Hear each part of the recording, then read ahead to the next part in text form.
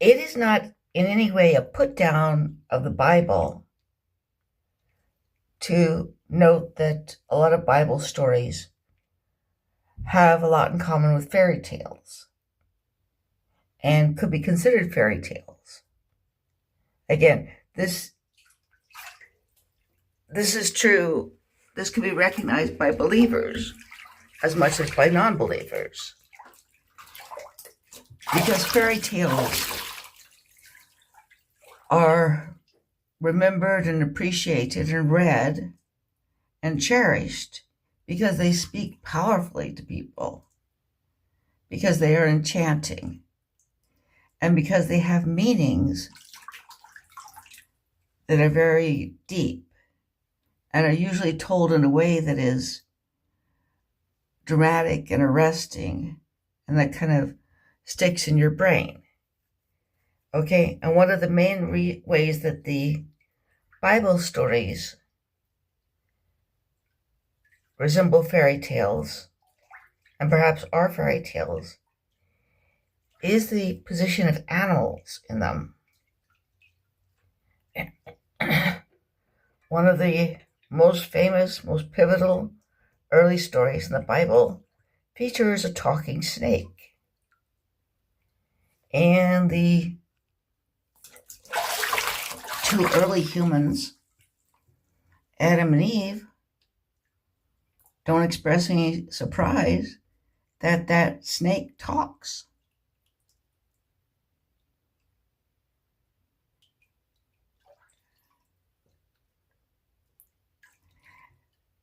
And that the snake is wise and subtle and sneaky. And apparently, at that point in time, I guess the snake had legs. Maybe God's curse took away the legs, or else the snake was hopping on its tail. I don't know which, because the curse was to slither on the ground. And so either the curse took away the legs or it stopped hopping on the tail. But anyway, nobody's surprised that the snake was fluent in whatever their first language was. Adam and Eve never experienced childhood. They came into the world fully grown. The only human beings apparently did that. And I guess without belly buttons, although I had a previous video where I discussed that, did they have belly buttons? Belly buttons are a scar left by birth. Anyway, another thing about the animals in the Bible is when an angel appears to Balaam, it only appears at first to Balaam's donkey. And the donkey doesn't want to, take himself and Balaam right into the angel. So the donkey stops moving, and Balaam whips the donkey to try to get it to move,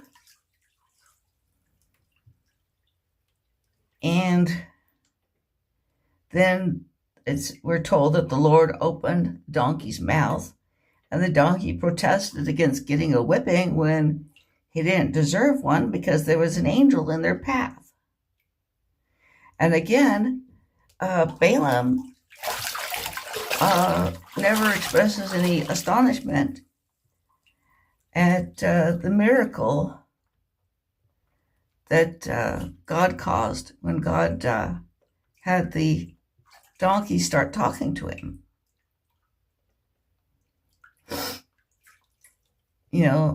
Of course, another way that animals play a fairy tale role in the Bible is, of course, the story of Jonah and the great fish, which everybody assumes to be a whale, although the whale is a marine mammal, not a fish.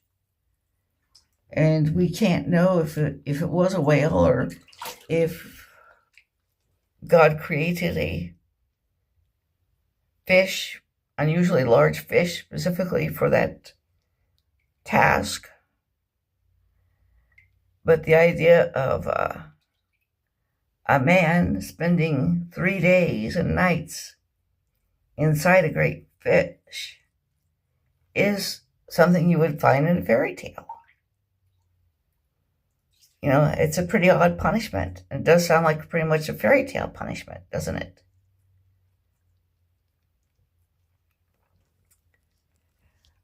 I myself wrote a piece of flash fiction in which I imagined what it was like for the whale.